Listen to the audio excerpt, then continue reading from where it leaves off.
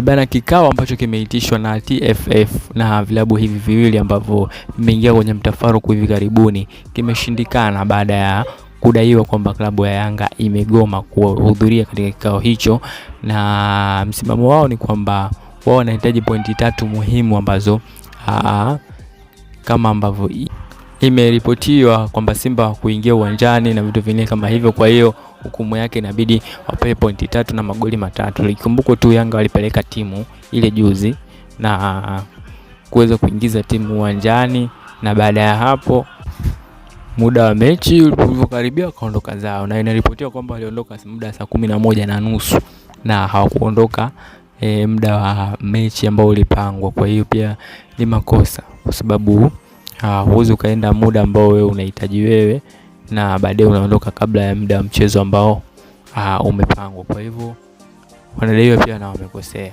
lakini kikubwa ndio hicho, wanataka pointi zao 3 na wanasimamia msimamo wao kwamba Simba wamekimbia mechi, kwa hiyo hawatocheza mechi nyingine yoyote na hawatohitaji mashauriano ama maridhiano ya aina yoyote ile kutokana na hiki ambacho kinaendelea.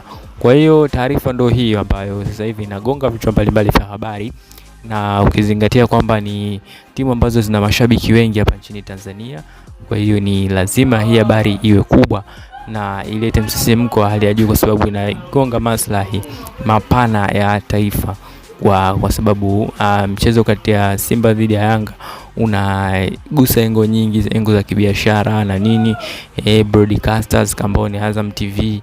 Kwa hiyo unaweza kusababisha hasara ya mamilioni ya shilingi kwenye preparation ambazo timu inakuwa inazifanya. Kwa hiyo ni hivyo, lakini tusubiri tuone ni maamuzi gani yataendelea kutolewa pale TFF, kwa sababu wao ndio wenye mamlaka sahihi ya kuweza kutoa maamuzi ya aina kama inapotokea jambo kama hili inakuwaje.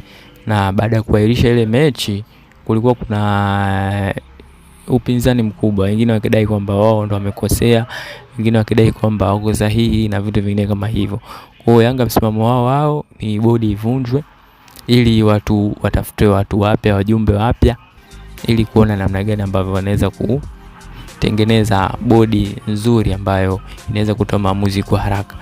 Kwa hiyo pointi 3 zitoke au zisitoke, yani ndio mjadala ambao kwa sasa hivi. Una maoni gani? Weka sehemu kwa comment. Ni NTV.